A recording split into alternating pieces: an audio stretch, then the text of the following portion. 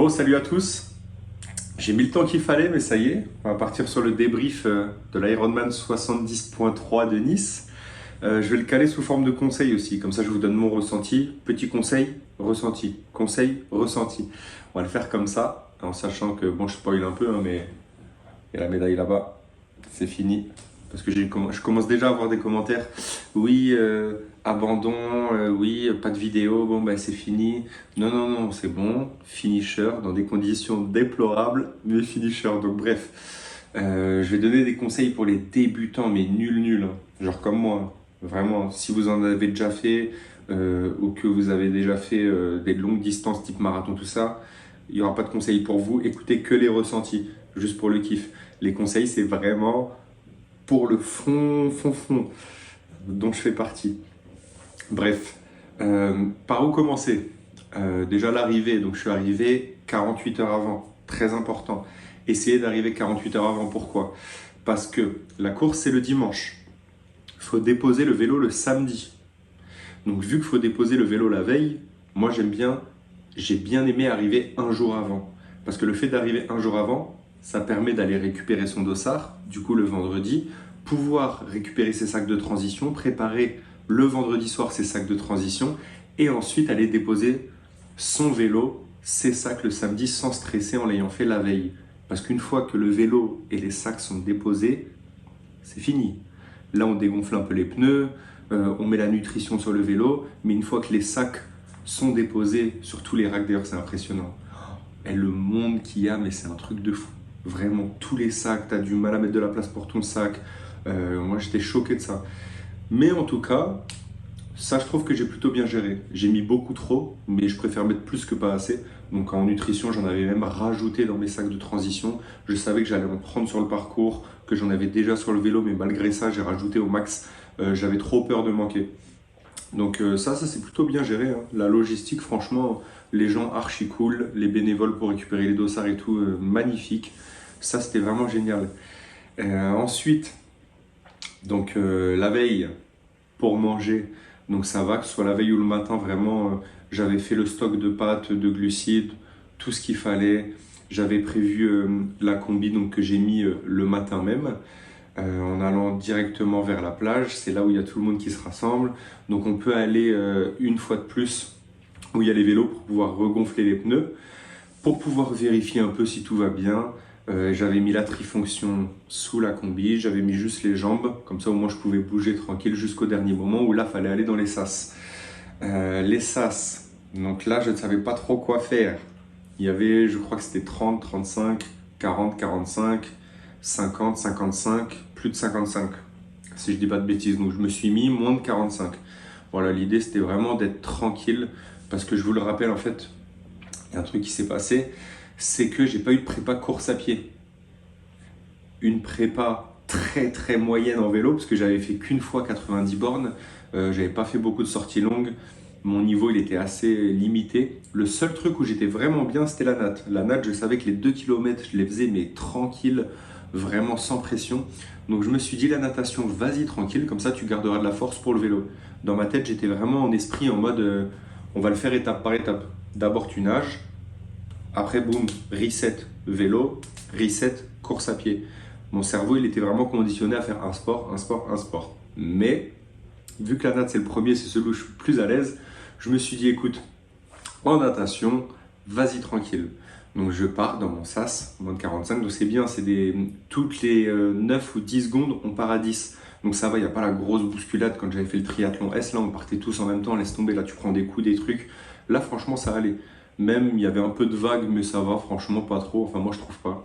Je sais pas, il faudra regarder des vidéos d'autres mecs qui en font souvent et qui l'ont fait sur Nice, mais j'ai l'impression que ça allait. Ouais, bon, ça va. Et aussi le côté nager dans la mer, ça c'était la folie, vraiment de pouvoir flotter. Je nage les premiers, c'était 1900. Ouais, c'est ça, c'est 1900, donc je nage les premiers 950. Je fais la première moitié, tout va bien, vraiment, je me sens au top. Et là, je fais l'erreur de regarder ma montre. Sauf que gros problème, quand je regarde ma montre, je vois que je nage à 2,06 le 100 mètres. Alors que d'habitude, quand je suis en piscine, je nage du 2,30 le 100 mètres, dans ces eaux-là, quoi. Quand je fais 2 km libres, en enchaînant, je nage 2,30 le 100 mètres.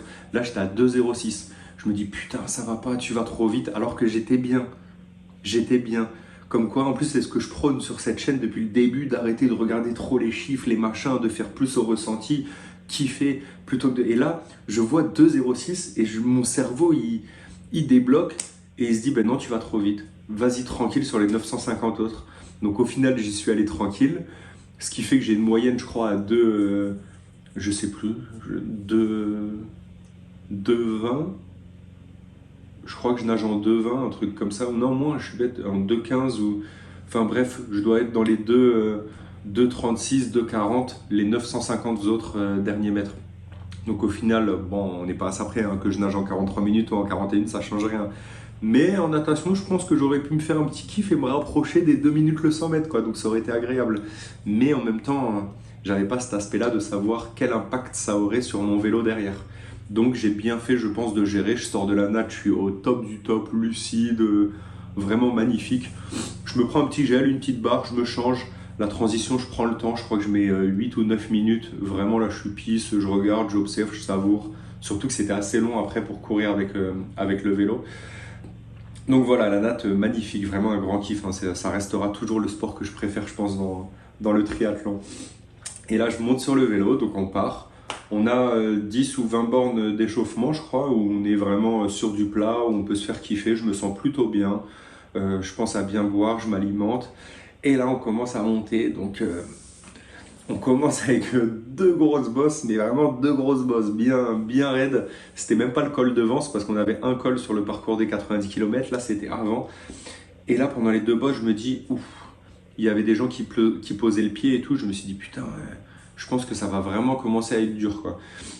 Et là, je me fais doubler, je me fais doubler, je me fais doubler à mort. Je pose pas le pied, hein, attention, mais je suis tout à gauche, je mouline, je mouline. On m'avait dit surtout mouline pendant les 90 bornes, comme ça évitera que tu aies vraiment des coups de mou, les jambes que ce soit crampes ou que ça se durcisse et tout.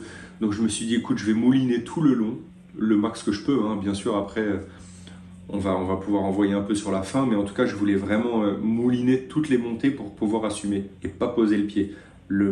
Vraiment, l'objectif de ce vélo, c'était ne pas poser le pied. Donc voilà, je commence à mouliner, très dur les deux grosses bosses.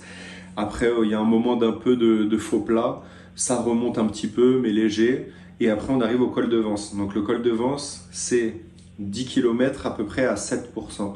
Donc j'avais fait qu'un seul col, mais j'avais fait un col de 5 km à 12%, je crois. Donc aucun rapport. Le ressenti, je savais même pas ce que ça allait être. De monter pendant 1 heure, j'avais aucune notion de ce que ça pouvait être. Donc écoute, je me suis mis à gauche et pareil, là je me fais doubler, je me fais doubler, je me fais doubler. Il y a des gens qui me reconnaissent. Allez Benoît, ça va, allez, allez, allez. Mieux en plus, il y a le nom sur le dossard, donc allez Benoît. Les gens qui me reconnaissent pas non plus, ils disent allez Benoît, ils voient que je suis dans la galère. Donc je suis à gauche, je mouline, j'essaie de m'hydrater grave, de manger grave. En sachant que dans ma tête, quand même, faut le répéter, pour moi après le vélo, j'arrête. Parce que durant toute ma prépa, de octobre à juin, le max que j'ai réussi à courir, c'était 10 minutes. Et 10 minutes entrecoupées sur des blocs, genre 3 minutes de course, 30 secondes de marche, 3 minutes de course, voilà, des trucs comme ça.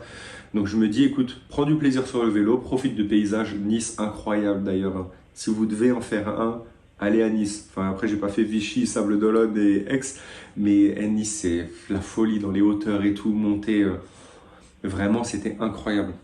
Bref, c'était très long quand même. Il faisait pas très chaud ce jour-là, mais vraiment niveau conditions, que ce soit la mer, la chaleur, j'avais bien dormi, j'avais bien mangé, j'étais au top, aucune excuse. Vraiment, c'était incroyable. Tous ceux qui ont fait Nice, vous pouvez leur demander vraiment les conditions, mais génial, magnifique. Donc du coup, j'arrive en haut et donc là, on commence à savourer un peu.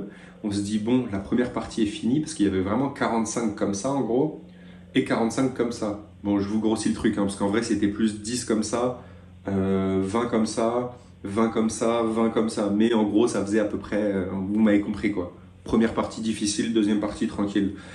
Sauf qu'il y a un truc que j'avais pas vu moi. Déjà pendant la descente, j'espère que tout le monde va bien, parce que j'ai vu des ambulances sur ambulances. Tous les 5 km, vraiment, parce que moi j'étais tout au fond, hein. Là, ça y est, je suis déjà dans les derniers, hein, c'est fini. Autant la natte, je pense que je sors à peu près dans la masse, quoi, et encore dans la moyenne un peu basse. Mais là, le vélo, je me suis fait doubler tout le long, hein. Et ça continue un peu dans la descente. Mais bref, donc là, je vois des ambulances et tout. Donc vraiment, j'espère que tout le monde va bien parce que c'était chaud, hein. Je voyais des couvertures de survie et tout, des vélos éclatés. Donc j'espère que tout le monde va bien et que ça c'est chaud. Mais voilà, bref. Ça c'était la parenthèse qui a fait un peu flipper, hein. Croyez-moi, j'ai perdu 5-10 km/h facile quand je commençais à voir les ambulances. Je me suis dit, bon, on va peut-être se calmer. L'objectif c'est d'arriver d'en bas. T'es papa maintenant, tu viens d'avoir un troisième enfant. Calmons-nous, tu vois. Et donc là, j'arrive en bas. Et sauf qu'après la descente, en fait, il restait 20 km. Et ça, je ne l'avais pas tilté. Pour moi, vraiment, c'était haut, bas, on descend et on est arrivé. Non, non, il y avait 20 km à faire. Donc les 20 km, je ne vous cache pas que moralement, ils étaient assez durs. De 70 à 90 km, là, ça tirait un peu. Mais bon, ça va, j'arrivais à rattraper un peu des gens. Il y a des gens qui me rattrapaient. On avait un petit groupe éto au fond qui avait qu'un objectif, c'était de rouler tranquille, en sachant que tous les délais étaient respectés. Après la natation, de toute façon, c'était 1h10. Donc ça, c'était large. Franchement, je savais que j'avais le temps. Après, c'était plus pour le vélo, parce qu'en fait, pour le vélo, il y a des cut-off, en gros des endroits où on t'arrête d'après le règlement Ironman. Je ne sais pas si c'est vrai ou pas, mais en gros, par exemple, à 10h30 ou 10h40, il fallait arriver en haut du col de Vence. Sauf qu'en fonction de la vague dans laquelle on part à la natation, des fois, il y a des laps de temps de 30-45 minutes. Ceux qui partent avec la vague de 30 minutes et ceux qui partent avec la vague de plus de 55 minutes, je pense qu'il y a bien 45 minutes d'écart entre les deux départs, quoi. Donc en vrai, 10h30, dans ma tête, c'était un peu chaud, mais ça va, au final, je suis arrivé dans les temps. L'arrivée après le vélo aussi, nickel. Donc là, j'étais plutôt content. Il y avait ma soeur et mon père qui étaient là, donc qui m'encourageaient, plein de gens et tout, franchement génial, ça faisait grave plaisir. Et là, on arrive à la T2. Donc vélo terminé, on arrive à la T2 et c'est là que la vraie expérience commence, quoi. La vraie expérience commence tout simplement parce que je pars dans un truc qui est inconnu pour moi. Pour moi, je vais vraiment courir 10-15 minutes et m'arrêter, quoi. Et donc pareil, je prends le temps, encore une fois. J'avais prévu des straps, beaucoup de trucs, des talonnettes et tout, pour essayer de compenser un peu ma douleur au pied, parce qu'il faut savoir que je me suis fait opérer une semaine après l'Ironman de Nice, le 24 juin, en sachant que là on est vers le 24 juillet, là on est.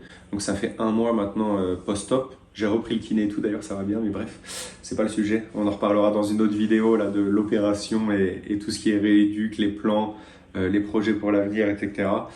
Là, on va juste faire le récap. Donc bref, j'arrive à la T2, j'avais prévu plein de trucs justement pour compenser, mais j'ai rien utilisé. Je me suis dit, écoute, vas-y comme ça, tu verras bien. Écoute, dans tous les cas, ça passera pas, donc vas-y, on y va et on s'en fout, quoi. T'as déjà fait un truc de ouf, t'as nagé 1,9 km, t'as fait 90 bandes de vélo enchaînées, genre magnifique, tu vois, t'as découvert, t'as pris un peu d'expérience sur les labels Ironman pour voir comment ça se passait. Donc j'étais plutôt content. J'avais pas fait de reconnaissance ni rien d'ailleurs, hein. Ça je vous en avais pas parlé, mais reconnaissance vélo j'ai pas fait, reconnaissance course à pied j'ai pas fait. Vraiment on était en mode kiff. Donc je pars en course à pied. Et là bizarrement, mes jambes, alors là ça tourne. Dans ma tête je me suis dit, parce que pareil, là par contre j'avais vraiment ce problème de délai. Je me suis dit, si jamais tu arrives à courir, là j'étais à peu près dans les 5h15, je crois. J'avais fait 5h15 d'épreuve. Sauf qu'à la fin, il faut le finir en 8h30, le Alpha Ironman. Donc 8h30, 5h15, ça me laissait 3h15 pour faire le semi. Vous allez me dire, très large. En temps normal, c'est très large. Quand j'avais fait un semi à sec en octobre avec 2-3 mois de prépa, je l'avais fait en 2h15. Donc je me suis dit, 3h15, large. Sauf que là, je commence à courir, donc j'ai mes jambes qui sont bien et tout. Je suis à 6 minutes le kilomètre, donc pour moi c'est très bien. Tu vois, genre, mon premier semi, je l'avais fait en 6,15, je crois, 6,15 le kilomètre. Donc là, je suis à 6 le kilomètre. Je me dis putain, calme-toi, tu vois, genre, mais je sais pas, ça tournait vraiment tout seul. Pareil, hein, manque d'entraînement sur les transitions vélo-course à pied. Donc le ressenti, j'avais rien. Sauf que ça a duré 400 mètres, 500 mètres, et après, bam, vraiment le mur. Mais dans les jambes, j'avais derrière mon dos des courbatures, des points de côté. J'ai su après qu'en fait c'était un manque d'hydratation alors que j'avais l'impression d'avoir envoyé, mais en eau, en boisson iso, en tout, j'avais vraiment l'impression d'avoir envoyé de fou. Mais bon, il commençait un peu à faire chaud là.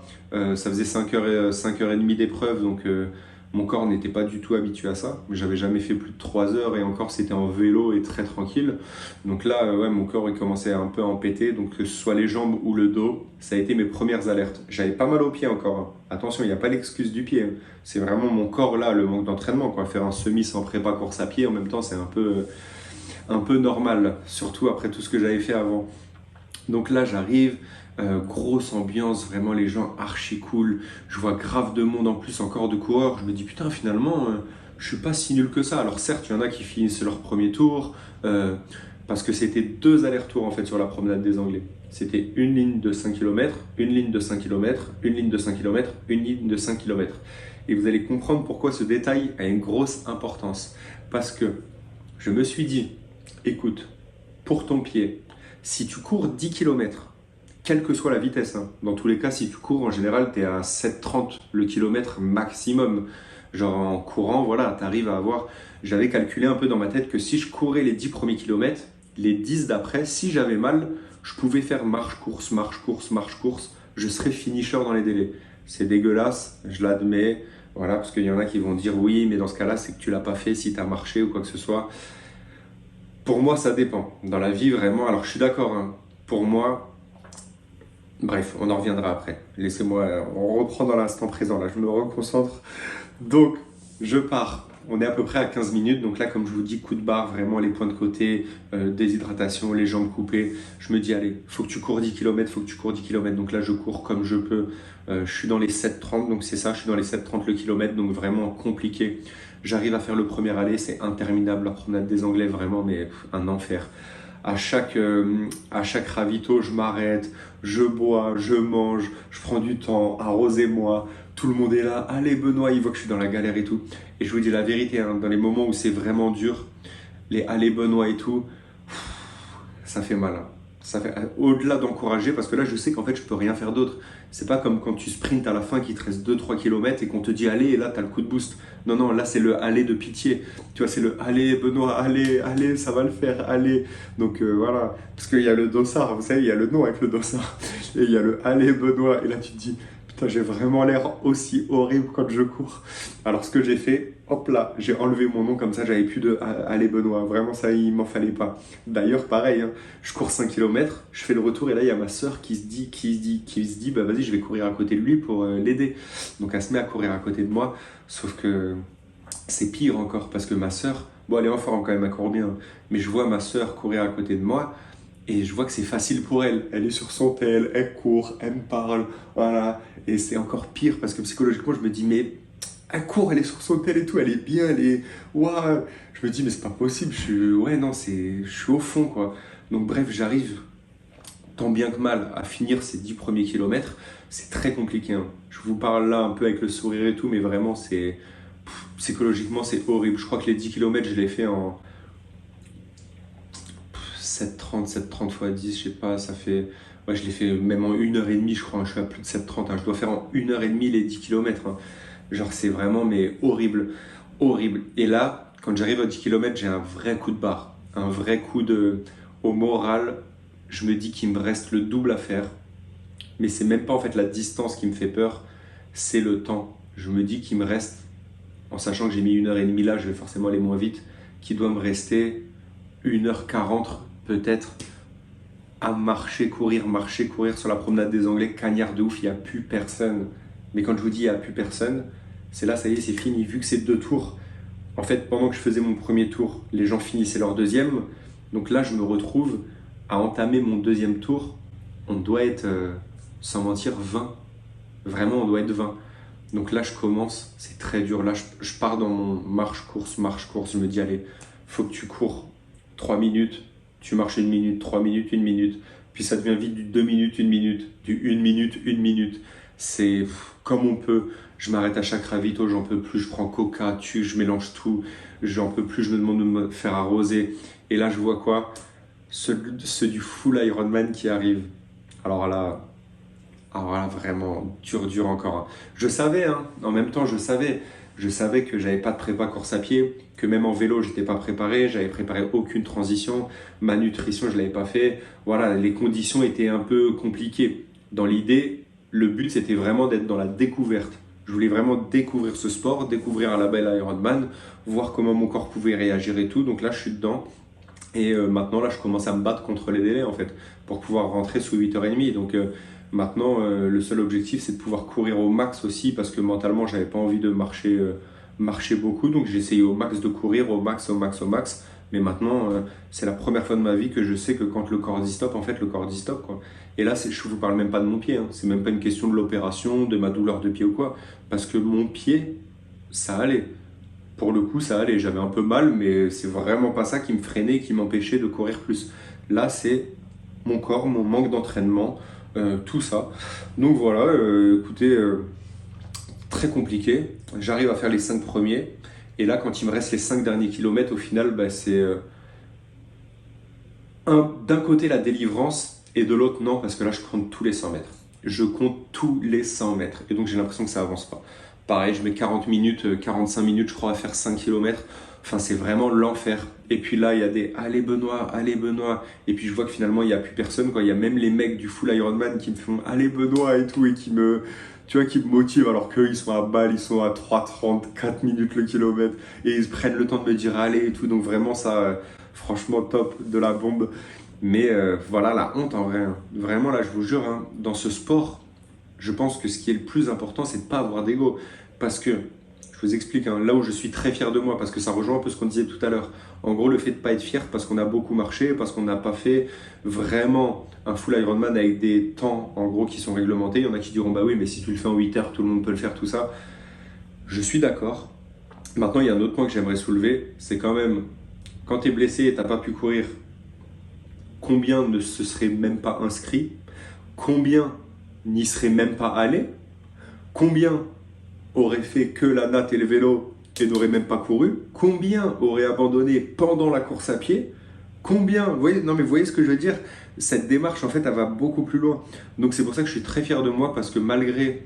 Puis je vais pas faire le mytho, hein, mais en vrai, enfin, c'est pas pour se la raconter ou quoi, mais vu que je suis un peu connu, que j'ai gagné koh et tout, à chaque fois que je fais quelque chose, que ce soit des tournois de paddle, des machins et tout, les gens, ils ont un peu plus le regard en mode ah, lui, il a gagné koh, c'est ça, gagné koh, vous voyez ce que je veux dire?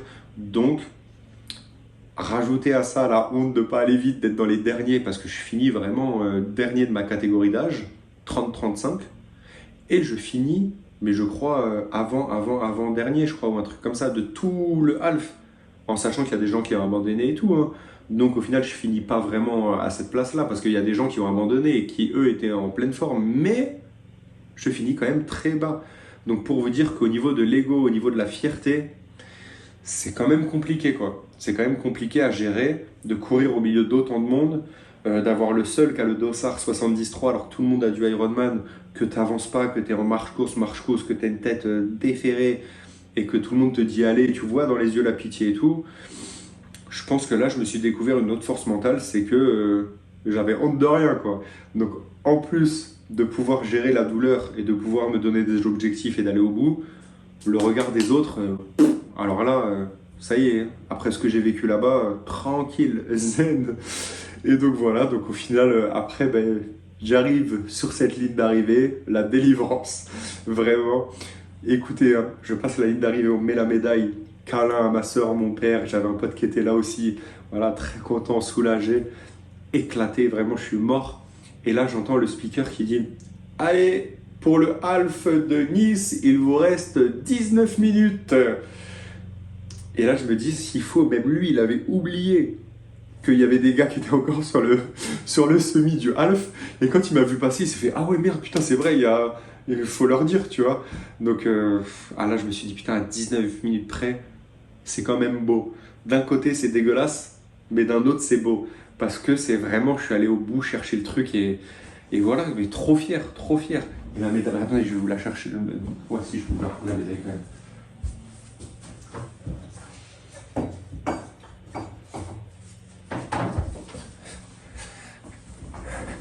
Regardez comme elle est belle. Et par contre, hein, j'avais acheté le truc pour graver les temps derrière. Mais croyez-moi, j'ai rien gravé. J'ai vraiment pas gravé les temps. Non mais en vrai, blague à part, si j'ai pas gravé les temps, c'est parce qu'il y avait grave de queue. et que mon semi, je suis allé tellement vite au semi que j'ai pas voulu graver. Donc voilà. Non mais en vrai, je suis content, magnifique. Ça, c'est un beau souvenir, hein. Le premier, il a été très compliqué, il a été très dur, mais voilà, si je peux donner un conseil à tout le monde, en vrai, allez-y. Vous savez pas comment ça va se passer, vous savez pas l'expérience que vous allez prendre. Comme je vous ai dit de base, je suis allé à Nice pour faire que de la natation et du vélo, pour vraiment prendre de l'expérience et me dire bah, l'année prochaine, je le ferai vraiment bien quand je pourrai avoir une prépa course à pied. Et au final, ben voilà, tu te fais engrainer dans le truc, tu continues, tu le fais. Donc je suis très fier de ça. Très fier d'avoir fini, très fier d'avoir la médaille, d'être finisher d'un Alpha Ironman, c'est pas donné à tout le monde, donc c'est quelque chose de bien.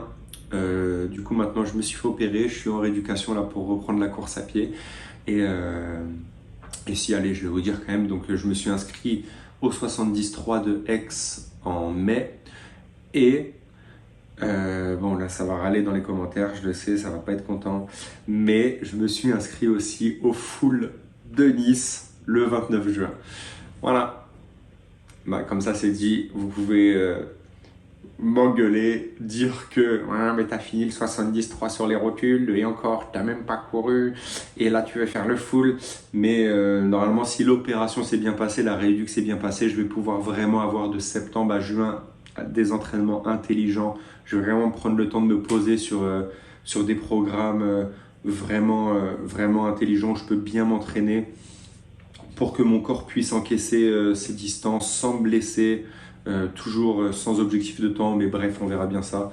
En tout cas, le 73 de Nice, c'est fait. Première expérience douloureuse, mais très satisfaisante. Et voilà, hein, je fais ma rééduc là sur fin juillet, début août, mi-août, et on reprend les vlogs à Bâle, je pense, dès le 1er septembre. Normalement, hein, j'ai pas envie de mettre la charrue avant les bœufs, mais normalement, dès le 1er septembre, je peux recourir. Donc, feu, hein. On va repartir sur une année de folie ensemble. Et je pense que cette fois, vous allez être choqués. Vous allez être choqués de comment je vais mettre les choses en place carré. Nutrition, entraînement, tout. Parce que là, ça m'a mis une claque un peu. Je vais pas vous mentir, ça m'a mis une claque de le vivre comme ça. J'ai pas envie de le revivre une deuxième fois comme ça. Mais si je l'avais pas vécu comme ça, je l'aurais jamais su. Donc je suis content d'y être allé aussi. Sur ce, la bise à tous. Bravo à tous ceux qui ont fait un 73 ou un Ironman. Là, il y avait Nice, les Sables d'Olonne aussi, c'est fini. Je crois qu'il y a Vichy bientôt. Bravo à tous, félicitations et on se retrouve l'année prochaine. Allez, ciao!